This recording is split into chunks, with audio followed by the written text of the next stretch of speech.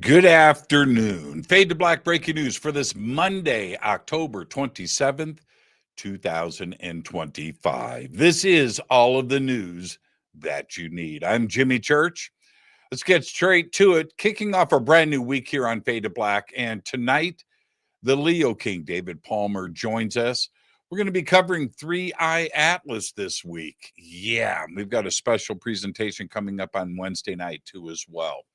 All right, let's get straight to it. On this day in history, 1962, the United States and the Soviet Union stepped back from the brink of nuclear war. On this day in 1962, I can't imagine what the country and the world was going through back then. That was pretty tense. Let's get to your fader fact. The woolly mammoth was around when the pyramids were being built in Egypt. And that is your fader fact. Maybe they used the woolly mammoth. Maybe that's the secret. Let's get to the breaking news. An AI-powered gun detection system hooked up to a Baltimore County high school's cameras mistook a bag of Doritos as a weapon and called the cops on a 16-year-old student. 20 minutes later, the student was visited by a small army of heavily armed police officers.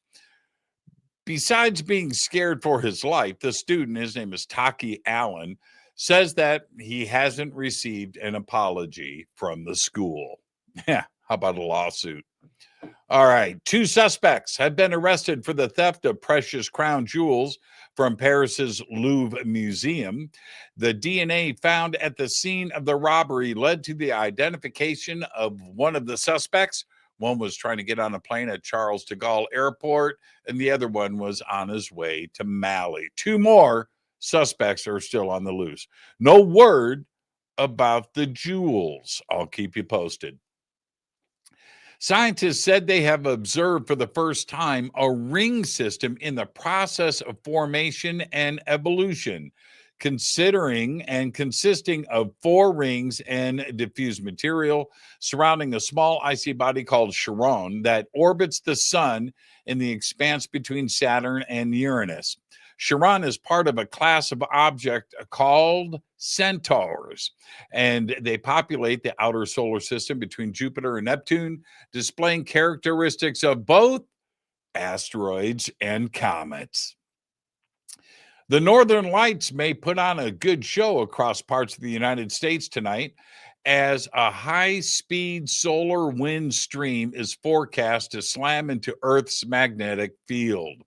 Forecasters at NOAA's Space Weather Prediction Center predict geomagnetic storm conditions for both tonight and tomorrow, October 29th.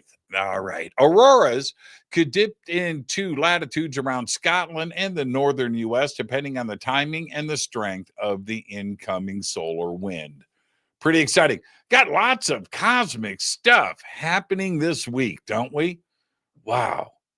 Lemon, Swan, 3i Atlas, now solar storms.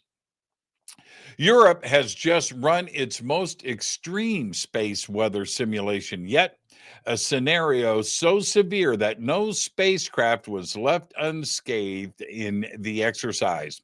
ESA staged the exercise at its Mission Control Center to test how its satellites and operations teams would respond to a solar superstorm rivaling the 1859 Carrington event, the most powerful geomagnetic storm ever recorded. The exercise demonstrated how a severe solar storm could cascade across systems, from satellite failures to degraded navigation to the loss of critical communications around the world. That's right, it would blast us into the dark ages. Seriously. All right, there's all the Fade to Black breaking news that you need for this Monday, October 27th, 2025. Fade to Black breaking news is produced by Renee Neumann. I'm Jimmy Church. I want to remind everybody tonight on the show, the Leo King, David Palmer, returns. And tonight we're going to be talking about 3i Atlas. Its arrival is scheduled for 2 days on October 29th. What is it? What does it mean for the world? We're going to talk about it all week on Fade to Black. But for now, all I've got is Go Backley Tappy.